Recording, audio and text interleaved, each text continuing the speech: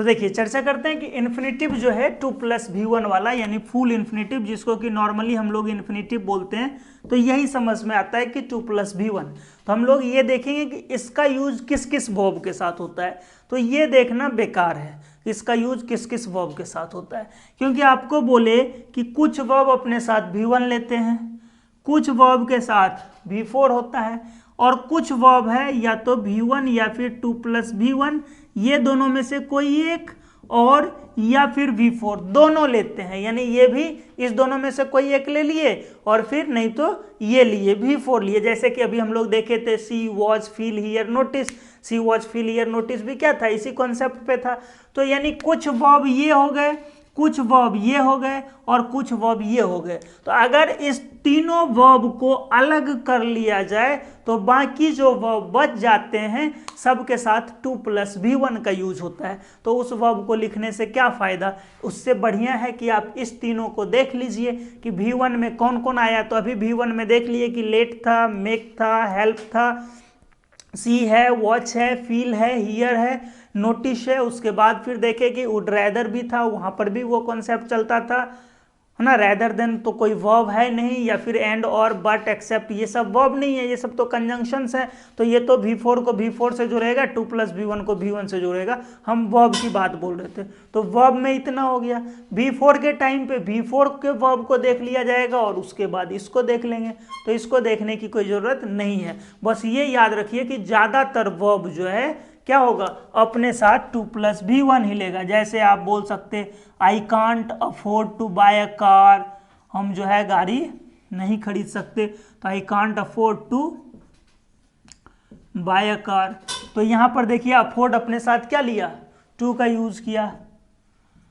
I requested him to go, मैंने उससे request किया कि तुम क्या करो, चले जाओ। तो रिक्वेस्ट अपने बाद क्या लिया, 2+v1 का यूज लिया किया। I would like you to come and visit me, to come and visit me. तो देखिए आई वुड लाइक यू, फिर तो यू लाइक के साथ क्या लगाए, 2+v1 का यूज किए, और एंड जब जोड़ा तो इधर 2+v1 हो गया, तो यहाँ 2 लगाने की आवश्यकता नहीं हुई, काम चला लिए। हालांकि लाइक के साथ जो है v4 भी होता है, बट वो लाइक के साथ, वुड लाइक जब आ जाता है ना, तो वुड लाइक के साथ फिर हम लोग सिर्फ 2+v1 ही यूज करते हैं। तो ये सब देखे, ठीक है। अब इसमें क्या है कि कुछ दैट क्लाउज के साथ यूज होते हैं, लेकिन आपको याद रखना है कि वांट के साथ, आस्क के साथ और अलाउ के साथ जब भी होगा तो 2+v1 का ही यूज होगा। ये सब कभी भी अपने साथ दैट क्लाउज का यूज नहीं करते हैं, यानी कि वांट, आस्क या अलाउ के साथ आप दैट क्लाउज नहीं लगा सकते।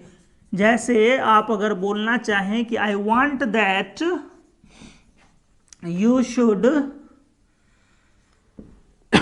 सॉरी रीड द बुक, मैं चाहता हूं कि तुम किताब पढ़ो। या फिर आप आस्क से बनाइए, he asked that I go there, उसने मुझसे कहा कि मैं वहां जाऊं। या फिर अलाउ से ही बना दीजिए, he did not allow that she spoke, उसने अलाउ नहीं किया कि वह बोले। तो ये तीनों जो सेंटेंस हैं आपके गलत हैं, यानी आप वांट के साथ भी दैट क्लाउज कभी यूज नहीं करेंगे, आस्क के साथ भी नहीं करेंगे और अलाउ के साथ भी नहीं करेंगे। ये तीनों के साथ जो है आपको 2+v1 ही लगाना है। यानी इसमें हो जाएगा I want you to read the book.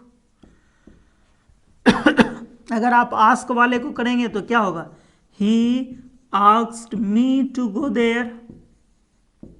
और इसी तरीके से यदि अलाउ का बनाए तो अलाउ में क्या हो जाएगा, he did not allow me to speak, उसने मुझे बोलने नहीं दिया। अब देखिए सब जगह वही कॉन्सेप्ट पुराना कि 2+v1 है तो इसका ये ऑब्जेक्ट है, तो यही यहाँ पर सब्जेक्ट की तरह काम करता है।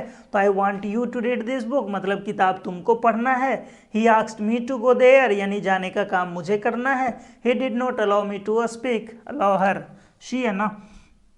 तो he did not allow her to speak, उसने उसे बोलने नहीं दिया, यानी बोलने का काम उसको करना है। तो ये जो है वांट, आस्क और अलाउ, इसके साथ आपको याद रखना है कि इसके साथ हम लोग यूज नहीं करते हैं, किसका, दैट क्लाउज का। इसके साथ जब भी यूज होगा टू प्लस V1 का यूज होगा।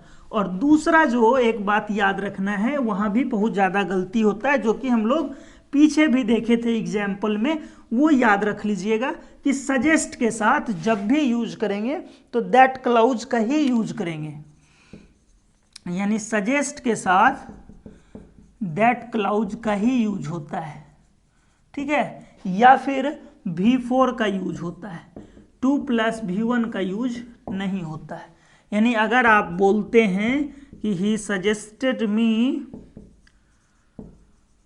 टू बाय अ कार, कि उसने मुझे सजेशन दिया कि एक गाड़ी खरीद लो, तो आपको लगता है कि सेंटेंस तो सही है, ऐसा तो बनाते ही हैं, ये तो होता ही है, तो आप इसको सही बना देंगे, लेकिन ये सही नहीं है, ये सेंटेंस गलत है। He suggested me to buy a car गलत है, आपको या तो बनाना होगा he suggested that I should buy a car, I should buy a car, या फिर आप V4 लगा सकते हैं कि he suggested buying a car, he suggested buying a car. तो ये दो स्थिति है जहां की आपका सेंटेंस सही हो जाएगा। बट सजेस्ट में आप अगर टू प्लस V1 लगाते हैं तो सजेस्ट सही नहीं होगा, यानी वांट, आस्क और अलाउ में टू प्लस V1 लगाना है और सजेस्ट में दैट क्लाउज या V4 का यूज करना है। इसको आपको याद रख लेना है, एग्जाम में जो है ये चीजें पूछी जाती है। तो वर्ब वाला में बोले कि लिखने का जरूरत ही नहीं है, ढेरों वर्ब है जिसके साथ क्या है, टू प्लस V1 का यूज होता है। अब वर्ब वाला खत्म हो गया, तो कुछ एडजेक्टिव्स हैं जिनके साथ कि हम क्या करते हैं, V4 का यूज करते हैं। तो अब हम लोग उस एडजेक्टिव्स को देखेंगे। तो देखिए अगला जो हमारा सीक्वेंस था वो क्या है कि कुछ एडजेक्टिव्स जिसके साथ की यूज होता है क्या, टू प्लस V1 का, वो देखेंगे। तो पहला तो हमारा जो है कुछ एडजेक्टिव्स है जो कि फीलिंग्स या रिएक्शन को बताता है, ठीक है, फीलिंग्स या रिएक्शंस को बताने वाले कुछ एडजेक्टिव्स होते हैं, जैसे कि आप कह सकते हैं shocked, surprised, pleased, एंक्सस, glad, happy, afraid. तो ये सब जो है कुछ एक एडजेक्टिव्स हैं जो कि फीलिंग या रिएक्शन को बता रहे हैं। तो इसके साथ जो है हम टू प्लस V1 का यूज करते हैं, जैसे कि I am glad to meet you, आपसे मिलकर बहुत ही खुशी हो रही है, बहुत ही अच्छा लग रहा है। He is anxious to go home, anxious मतलब बेचैन, तो वह घर जाने को क्या है, बेचैन है। I am surprise to see you here, मैं आपको यहां देखकर क्या हूं, सरप्राइज्ड हूं।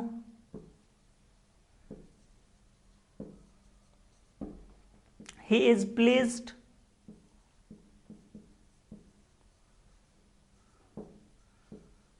टू सी यू, वह तुम्हें देखकर खुश है। तो इस तरीके से जो भी आप बोलेंगे कि आई एम ग्लैड, जो भी जिस तरीके से बनाएंगे, शॉक्ड, सरप्राइज, ये सब क्या है, फीलिंग्स या रिएक्शन को बताने वाले एडजेक्टिव हैं। कहीं ना कहीं फीलिंग्स को बता रहा है, कुछ ये रिएक्शन सबको बता रहा है। तो आप इसके साथ ग्लैड है, हैप्पी है, प्लीज्ड है, तो ये सब फीलिंग्स को बताता है। तो आप इसके साथ टू प्लस V1 का यूज करते हैं, ठीक है। चलिए अब हम लोग दूसरा देखेंगे कि दूसरे कुछ एडजेक्टिव्स होंगे जिसके साथ कि हम लोग यूज करेंगे, उसके साथ भी V1 का यूज होता है, ठीक, सॉरी टू प्लस V1 का यूज होता है। तो दूसरा जो एडजेक्टिव होगा उसको हम लोग किसी कैटेगरी में नहीं बांटेंगे, वो एडजेक्टिव्स ऐसे ही देख लेंगे कि ये सब कुछ एडजेक्टिव्स हैं जिनके साथ हम लोग यूज करते हैं टू प्लस V1 का। जैसे कि केयरफुल हो गया, रॉन्ग हो गया, राइट हो गया, वेलकम हो गया, लकी हो गया, लाइकली है, ड्यू है, ठीक है। तो ये सब कुछ एडजेक्टिव्स हैं ये आपके, जिसके साथ कि आपको यूज करना है टू प्लस भी वन का, ये सब एडजेक्टिव्स जब आएगा सेंटेंस में, ठीक है, तो आपको जो यूज करना होगा वो यूज करना होगा किसका, टू प्लस भी वन का। Careful, wrong, right, welcome, lucky, likely, due, एक फॉर्चुनेट भी, फॉर्चुनेट के साथ और ड्यू के साथ समझाते आगे, इस दोनों में थोड़ा सा दिक्कत भी आएगा आपको यूज करने में।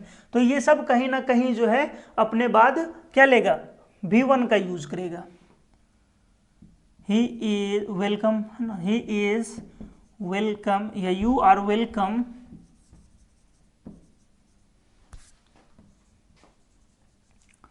टू डू द प्रोजेक्ट, आपका स्वागत है, आप इस प्रोजेक्ट को कीजिए ना। It is likely to rain, वर्षा होने वाली है। लाइकली जो है प्रोबेबली का मीनिंग देता है, संभावना का मीनिंग देता है। He is careful to lend you money, वह तुम्हें पैसा देने में सावधानी बरतता है, ध्यान रखता है कि तुमको पैसा देंगे, तुम लौटाएगा कि नहीं लौटाएगा। तो he is careful to lend you money. तो ये सब जो एडजेक्टिव्स हैं इसमें आप देखिए लाइकली के साथ क्या करना है कि आप लाइकली के साथ कभी भी फ्यूचर का यूज नहीं करेंगे, यानी कि लाइकली के साथ शैल, विल या फिर मे का यूज नहीं होता है। लाइकली के साथ हम लोग बी का यूज करते हैं। लाइकली के साथ क्या यूज करते हैं, बी का, कि it is likely to, is लगाए ना, बी मतलब is, am are, was were. कभी नहीं बोलेंगे it will be likely to, नहीं, इट इज लाइकली टू। दूसरा आपका आ गया ड्यू। तो देखिए ड्यू का मतलब जो होता है ड्यू टू, तो यह दो मीनिंग देगा। एक जो है ड्यू फ्यूचर को बताता है कि यह काम फ्यूचर में होने वाला है। He is due to start his career, वह अपना करियर शुरू करने वाला है। यह ड्यू बताता है कि दिस काम इज गोइंग टू हैपन, यह काम होने वाला है। और एक ड्यू टू जो कि प्रीपोजिशन होता है, जिसका मतलब होता है के कारण, तो यह प्रीपोजिशन है तो अपने बाद या तो भी फोर लेगा, नहीं तो फिर इसके साथ नाउन का यूज हो सकता है। ड्यू टू एक प्रीपोजिशन होता है, के कारण वाला मीनिंग देता है, आपको पता होगा। तो जब यह प्रीपोजिशन है तो प्रीपोजिशन अपने साथ क्या लेता है, नाउन या भी फोर लेता है या फिर प्रोनाउन का यूज करता है। तो यहाँ भी जो है टू के बाद क्या होगा, नाउन होगा या फिर प्रोनाउन होगा या फिर भी फोर होगा।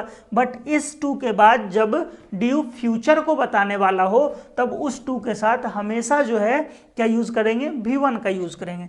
बट अगर हम बोलेंगे he failed due to his teacher, मतलब क्या हुआ, वह अपने टीचर के कारण फेल हो गया, यानी उनका जो टीचर था वह अच्छे नहीं थे पढ़ाने में, इस वजह से फेल हो गया। तो he fail due to his teacher. I came late due to rain, वर्षा के कारण मैं लेट से पहुंचा।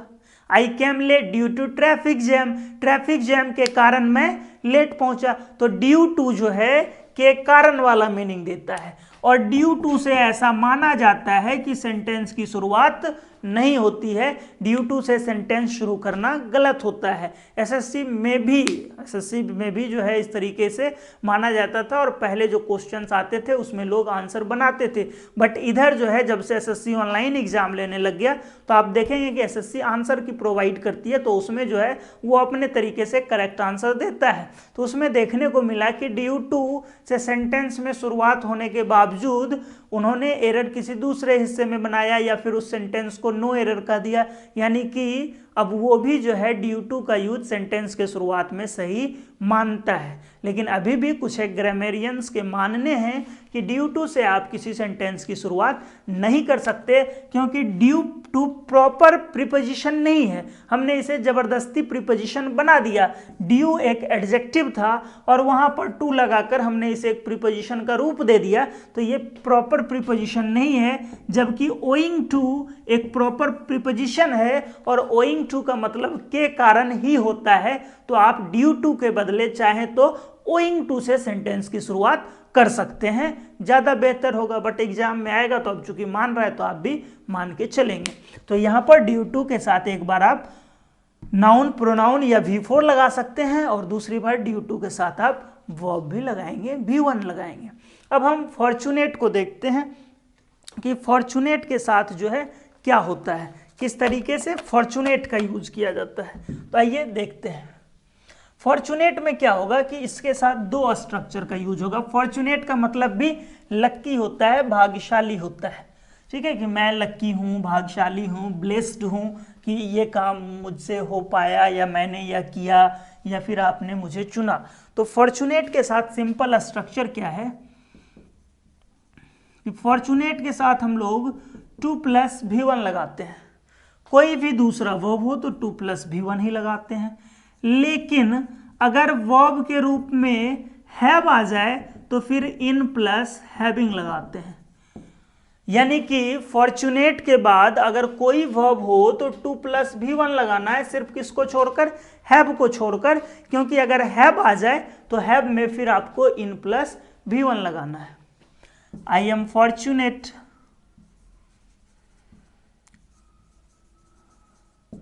सॉरी गलत हो गया स्पेलिंग है ना। I am fortunate to attend the session, मैंने इस सेशन को अटेंड किया, इसके लिए मैं क्या सोचता हूँ कि मैं भाग्यशाली हूँ। I am fortunate to attend this session, कि ये सेशन मैंने अटेंड किया, इसके लिए मैं अपने आप को लक्की समझता हूँ। और इसी में अगर आप हैव से बना देंगे तो हो जाएगा आई am fortunate in having a teacher like you, मैं भाग्यशाली हूँ कि मुझे आप जैसा शिक्षक मिला, मैं भाग्यशाली हूं कि मुझे एक टीचर मिला आप जैसा। तो जब आप हैविंग लगाएंगे तो ध्यान रखेंगे, सॉरी हैव लगाएंगे तो ध्यान रखेंगे कि हैव के साथ टू हैव नहीं लगाना है, हैव के साथ इन हैविंग लगाना है। लेकिन अगर आपके पास बाकी कोई भी वर्ब आ जाते हैं, कोई भी वर्ब, तो आप फिर 2+v1 का ही यूज करते हैं। ठीक है, यहां तक हो गया। अब इसके बाद हम लोग अगला देखेंगे सुपरलेटिव एडजेक्टिव के साथ। सुपरलेटिव के साथ भी 2+v1 का यूज करते हैं, तो देखते हैं। तो आइए सुपरलेटिव वाला देखते हैं, सुपरलेटिव के साथ क्या होता है। तो सुपरलेटिव हो जाए आपका, या फिर इसके साथ आपका फर्स्ट सेकेंड थर्ड ये सब जो होता है वर्ड, तो फर्स्ट सेकेंड थर्ड ये सब जो भी है इट इज, साथ में आपका ओनली, नेक्स्ट, लास्ट, ये सब के साथ भी हम लोग 2+v1 का यूज करते हैं। ठीक है, जैसे कि आप बोल सकते हैं he is the first person to get this award, He is the first person to get this award। मतलब क्या हो गया, यह अवार्ड पाने वाला यह पहला व्यक्ति है, यह अवार्ड पाने वाला यह पहला व्यक्ति है। You are the best person या the best student to talk to him, यानी उससे बात करने के लिए जो भी स्टूडेंट चाहिए उसमें तुम सबसे बेस्ट हो, तुम ही जाके उससे क्या करो, बात करो। तो कुछ भी हम लगा देंगे, कोई फर्क नहीं है, सेंटेंस बनाने से मतलब है, सेंटेंस हमारा क्या हो जाएगा, पूरा हो जाएगा। लेकिन यहाँ एक बात का ध्यान रखना है आपका कि ये जो 2+इंफिनिटिव होगा, ठीक है, यहाँ जो हम 2+इंफिनिटिव यूज करेंगे, इसमें आपके सब्जेक्ट के रूप में हमेशा यही होना चाहिए। यानी कि सुपरलेटिव के बाद या फिर first second third only next last जो भी वर्ड है उसके बाद जो नाउन होगा ना, यहाँ पे जो नाउन है यही नाउन यहाँ सब्जेक्ट के रूप में काम करना चाहिए, तभी आप इस स्ट्रक्चर का यूज कर पाएंगे। तो देखिए, टू टॉक बोलने का काम, बातचीत करने का काम कौन करेगा, स्टूडेंट। अवार्ड पाने का काम कौन किया, पर्सन। अगर हम बोलें it is the first time for me to talk to her, यानी उससे मैंने पहली बार बात की। It is for the first time for me to talk to her। तो अभी जो आपने पीछे एक स्ट्रक्चर पढ़ा था, यहां वो स्ट्रक्चर काम नहीं करेगा। पीछे आप एक स्ट्रक्चर पढ़े कि जब भी आपका यहां पर एडजेक्टिव और नाउन आ गया, तो जब भी नाउन आ जाए, एडजेक्टिव आ जाए, तो फोर के बाद जो लिखा होता है ऑब्जेक्ट, वही इसके सब्जेक्ट के रूप में काम करता है। लेकिन आप याद रखेंगे कि इस स्ट्रक्चर्स में इन सब वर्ड के साथ ये नहीं यूज होता है। ये सब जब वर्ड आ जाएगा बाकी जगह पर होगा, बट ये सब के साथ इस स्ट्रक्चर का यूज नहीं होता है। इन सभी वर्ड्स के साथ बस एक ही रूल है कि आपके जो सुपरलेटिव या बाकी जो भी वर्ड्स हैं उसके बाद वाला जो नाउन है हर हाल में यही सब्जेक्ट होना चाहिए, दूसरा सब्जेक्ट नहीं चाहिए।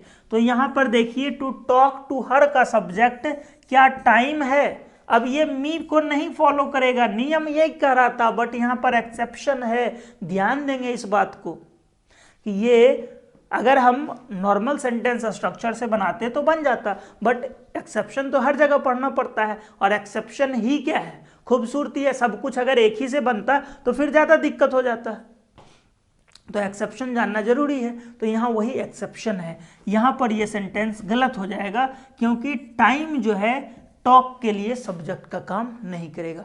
तो इसको हम क्या करेंगे, तो टेंस यदि आप पढ़े होंगे तो टेंस में ये पढ़ाया जाता है कि फर्स्ट टाइम, सेकेंड टाइम या सुपरलेटिव वगैरह हो तो आप इसको परफेक्ट टेंस में बनाए। तो ये चूंकि प्रेजेंट में है तो वो प्रेजेंट परफेक्ट में बन जाएगा।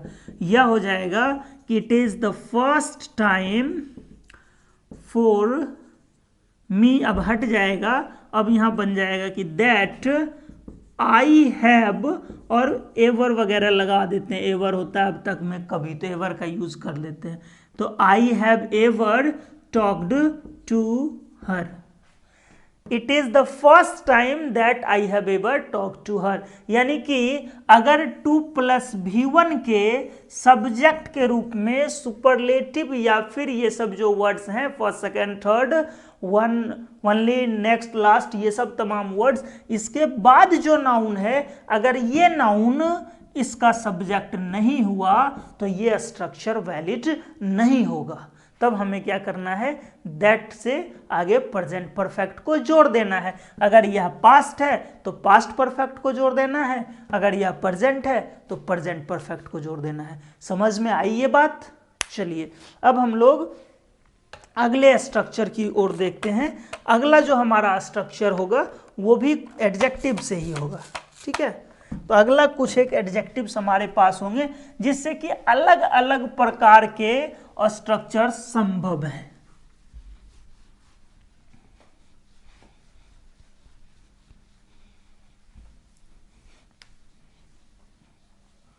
तो देखिए कुछ एडजेक्टिव्स है, जैसे कि अगर हम बोल दें हार्ड, इजी, डिफिकल्ट, इम्पॉसिबल,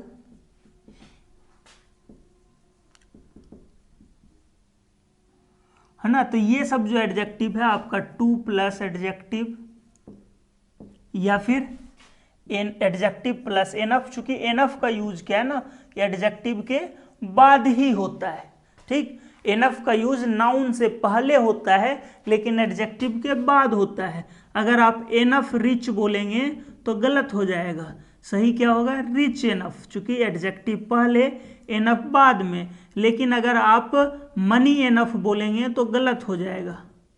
ये आपको पढ़ना होता है डिटर्मिनर में। यहाँ पर क्या होगा सही, एनफ मनी। सही क्या होगा, एनफ मनी, क्योंकि यह नाउन के साथ है। तो नाउन के साथ जब एनफ लगाते हैं तो पहले आता है, और जब आप एडजेक्टिव के साथ एनफ लगाते हैं तो फिर एडजेक्टिव पहले आता है, एनफ बाद में आता है।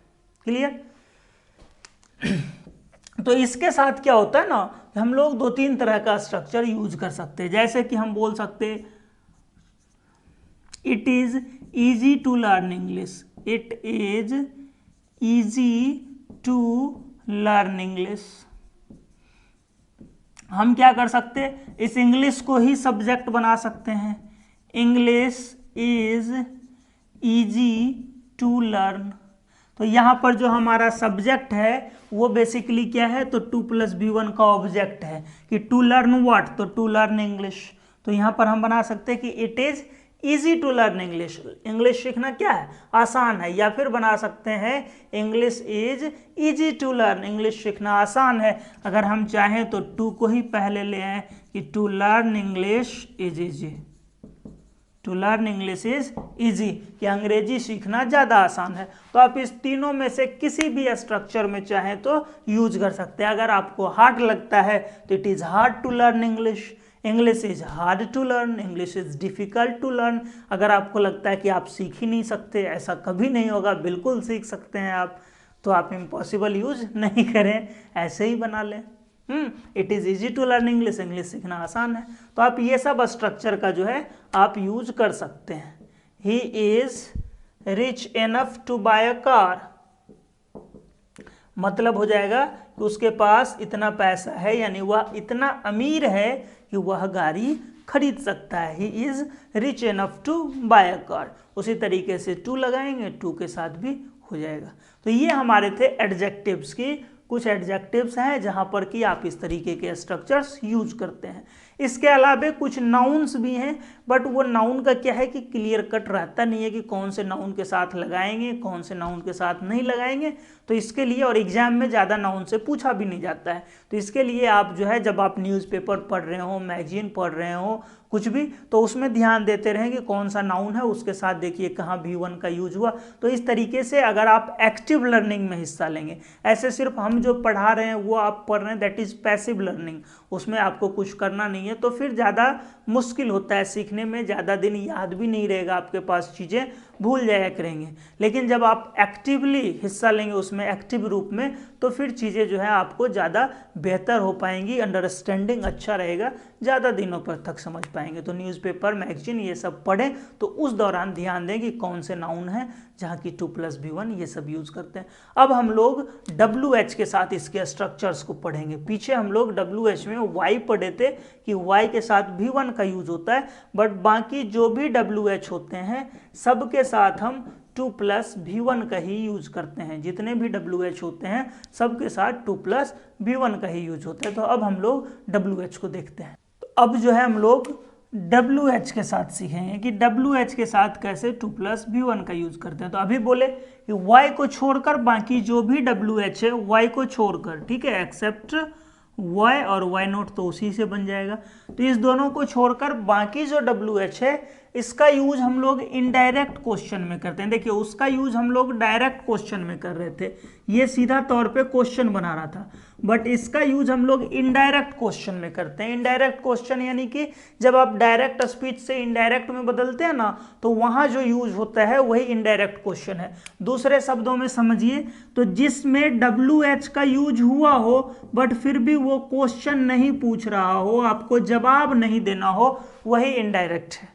ठीक है, जैसे कि अगर आपसे कोई पूछेगा आपका नाम क्या है, तो आपको जवाब देना होगा। लेकिन अगर कोई आपसे बताएगा कि उसने मुझसे पूछा कि आपका नाम क्या है, तो इस बार आपको कोई जवाब नहीं देना है, वो एक स्टेटमेंट दे रहा है जिसमें वह बता रहा है कि उसने मुझसे ये सवाल पूछा। तो यहाँ पर भी तो व्हाट था, बट यहाँ पर क्या है कि आपको जवाब नहीं देना है। अगर कोई आपसे सीधे पूछे कि आपका नाम क्या है तो होगा व्हाट इज योर नेम, तो यहाँ पर आपको आंसर करना है कि my name is this that जो भी है, तो यहाँ क्वेश्चन मार्क लगता है। ये क्वेश्चन वाला जो ऑर्डर होता है वर्ब का कि पहले ऑक्सिलरी वर्ब फिर सब्जेक्ट, इसको फॉलो करता है। लेकिन जब आप इनडायरेक्ट बनाते हैं, ही asked me what my name was, ऐसे आप बनाते हैं, फुल स्टॉप लगता है। आप जो है सब्जेक्ट के बाद यूज करेंगे वर्ब का। नॉर्मल स्ट्रक्चर ये वर्ड ऑर्डर होता है असर्टिव सेंटेंस वाला, क्योंकि यहाँ एक तरीके से ये इनडायरेक्ट क्वेश्चन स्टेटमेंट की तरह हो जाता है, इसमें जवाब नहीं देना है। He asked me what my name was, उसने मुझसे पूछा कि मेरा नाम क्या था, मेरा नाम क्या है एक्चुअली, तो आपने जो है जवाब नहीं देना है, वो तो सिर्फ बता रहा है। तो यही इनडायरेक्ट क्वेश्चन होता है। तो यहां पर आप WH का यूज कर सकते हैं, यानी आप बोल सकते हैं I don't know what to do, I don't know what to do, यानी ये बराबर किसके हो गया कि I don't know what I should do, ये दोनों जो है एक तरीके से क्या है, बराबर हो गया।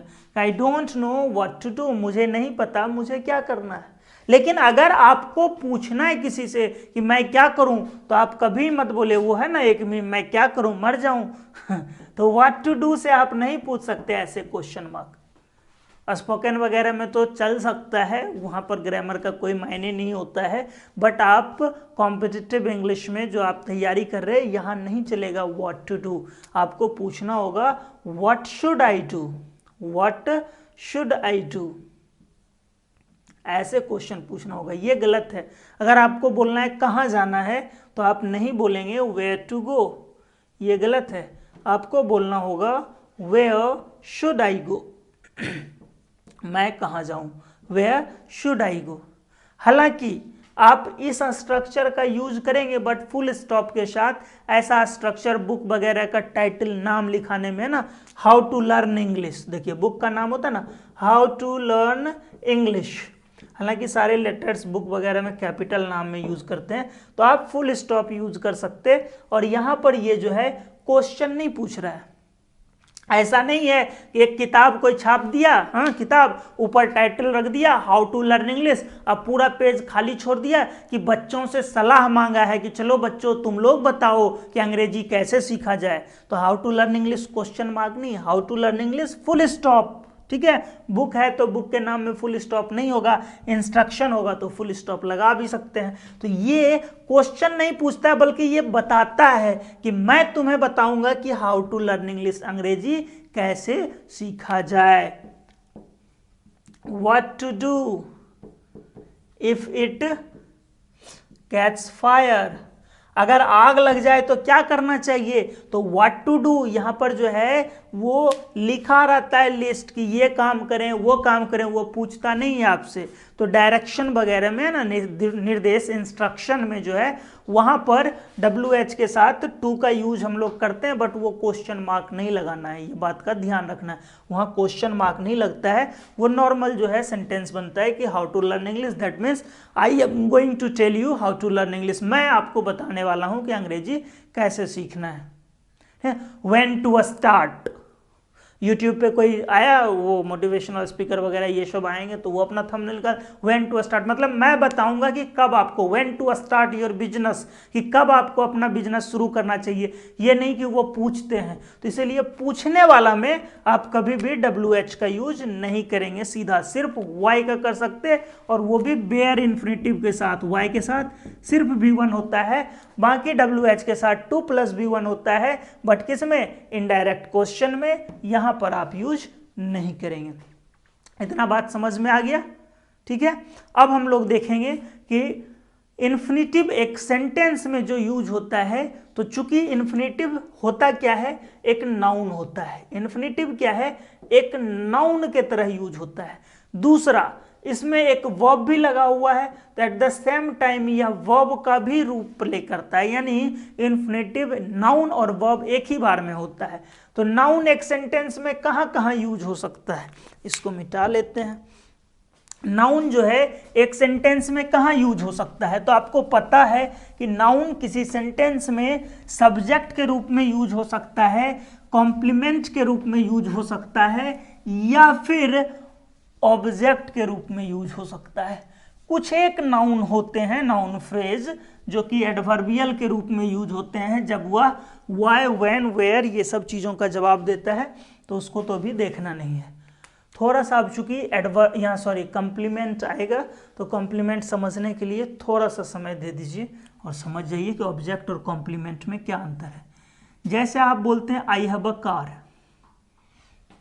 ठीक, दूसरा आप बोले शी इज अ गर्ल। देखिए इस दोनों में अंतर क्या है। आप पहला वाला में बराबर करके देखिए कि आई बराबर कार, और दूसरा वाला में बराबर करके देखिए सी बराबर अ गर्ल। तो देखिए क्या आई को कार बोला गया, बिल्कुल नहीं, आई कभी कार नहीं हो सकता है, तो ये गलत है, गलत है, मतलब ये यहाँ पर बराबर नहीं हो सकता है, तो बराबर नहीं हो पाया, तो यह ऑब्जेक्ट है। व्हाट का जवाब देगा कि आई हैव व्हाट, तो ये ऑब्जेक्ट है, और सी इज व्हाट। लेकिन इस बार देखिए सी और गर्ल बराबर है, शी जिसको बोल रहे हैं वही लड़की भी है। तो जब यह बराबर हो जाए तो ये ऑब्जेक्ट नहीं, यह कॉम्प्लीमेंट होते हैं। एक तो जितने भी एडजेक्टिव होंगे वो सिर्फ और सिर्फ कॉम्प्लीमेंट होते हैं। दूसरा, नाउन या प्रोनाउन जब बराबर हो जाए अपने सेंटेंस में सब्जेक्ट या ऑब्जेक्ट के, या तो सब्जेक्ट के बराबर हो जाए, नहीं तो ऑब्जेक्ट हो तो ऑब्जेक्ट के बराबर हो जाए। जैसे अगर बोलेंगे I gifted him a car, दूसरा बोलेंगे आई केप्ट हिम बिजी। तो देखिए I gifted him what, a car, I kept him what, busy. तो अब देखिए अकार को अगर आप बराबर कीजिएगा तो अकार ना तो आई के बराबर होगा ना तो हिम के बराबर होगा, क्योंकि कार आदमी के बराबर कैसे हो सकता है, ये तो गलत है।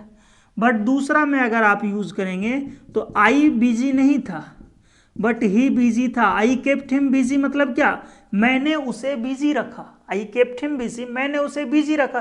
तो मैं तो बिजी नहीं था बट वो बिजी था कि नहीं। तो देखिए यहाँ ऑब्जेक्ट के बराबर हो गया, इसको ऑब्जेक्ट कॉम्प्लीमेंट बोलते हैं। जो सब्जेक्ट के बराबर हो जाए उसको सब्जेक्ट कॉम्प्लीमेंट बोलते हैं। तो ये एक पूरा जो है सेंटेंस के कंपोनेंट्स क्या होते हैं, सब्जेक्ट, वर्ब, ऑब्जेक्ट, कॉम्प्लीमेंट और एडवर्बियल, इस पर एक कंप्लीट वीडियो भी बनाया गया है, आप वो भी देख सकते हैं। ठीक है, तो इसको मिटाते हैं और हम लोग अभी जो देखने वाले थे कि एक इन्फिनिटिव का यूज हम लोग किस किस तरीके से कर सकते हैं, तो हम लोग देखेंगे।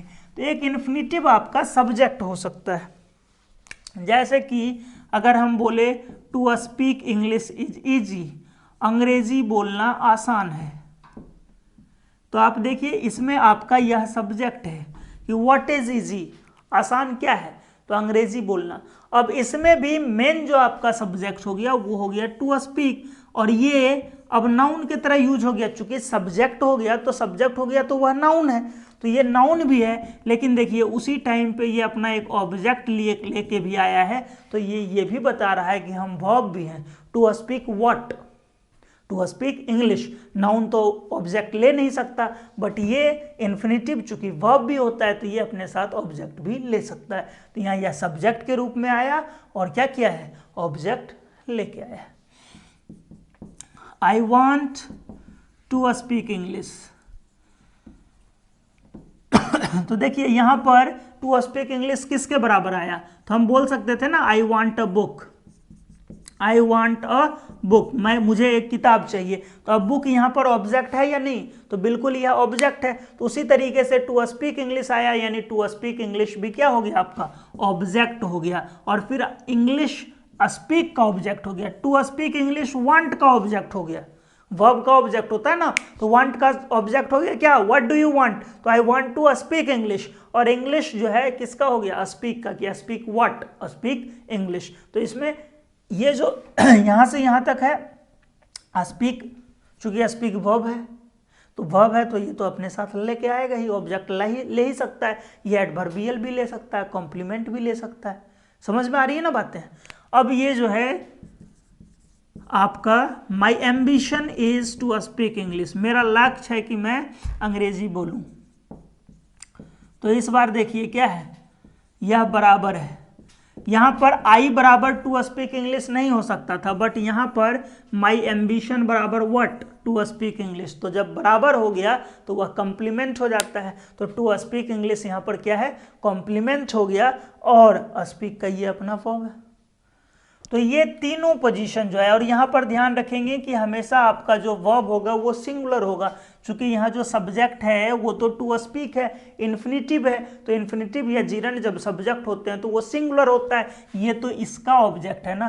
तो यहाँ पर अगर एक और भाषा हम जोड़ दें कि to speak English and French, तो भी इंग्लिश एंड फ्रेंच के अनुसार से इज को आर में नहीं बदलना है, क्योंकि अभी भी जो सब्जेक्ट है वो तो बोलना है कि अंग्रेजी और फ्रेंच बोलना आसान नहीं है। दैट मीन्स वो बोलने का काम आसान नहीं है। पीछे आप जितना जोर दीजिए, तो ये तो ऑब्जेक्ट के तरह है ना, तो इससे डिपेंड नहीं करेगा ये कि यहाँ दो को लिखा गया तो यहाँ पर प्लूरल हो जाएगा, आप ऐसा नहीं करेंगे, ये यहाँ पर सिंगुलर ही रहेगा। समझ में आ गई बातें।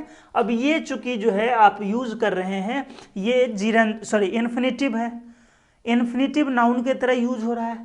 अब जीरंड जो V4 होता है उसका यूज भी नाउन के तरह होता है, तो V4 भी इन तीनों स्ट्रक्चर्स में, इन तीनों जगह पर यूज हो सकता है। यहाँ आप बोल सकते हैं कि स्पीकिंग इंग्लिश इज इजी, और स्पीकिंग इंग्लिश एंड फ्रेंच तो भी क्या इज इजी। आई वॉन्ट, तो अब वॉन्ट के साथ जो है V4 लगता नहीं है, तो यहाँ कोई वर्ब लाना होगा जो कि क्या लेता है, वो अपने साथ V4 लेता हो। तो लाइक के साथ आप V4 लगा सकते हैं। आई लाइक स्पीकिंग इंग्लिश, मुझे अंग्रेजी बोलनी पसंद है, मीनिंग बदलेगा, चूंकि वांट है तो चाहना, लाइक है तो पसंद करना। और माई एम्बिशन इज स्पीकिंग इंग्लिश, यहाँ भी आप यूज कर सकते स्पीकिंग इंग्लिश, ठीक है। तो अब जो है वह नाउन है, अगर आप यहाँ पर लिखेंगे स्पीकिंग इंग्लिश, तो यहाँ जो है इज स्पीकिंग इंग्लिश, तो ये नाउन के तरह यूज हो रहा है। यहाँ होगा मीनिंग अंग्रेजी बोल रहा है, नहीं अंग्रेजी बोलना। लेकिन अगर आप बोलेंगे ही इज स्पीकिंग इंग्लिश, तो यहाँ पर आपका स्पीकिंग वर्ब के तरह पार्टिसिपल हो गया, तो देखिए इसका मीनिंग हो जाएगा वह अंग्रेजी बोल रहा है।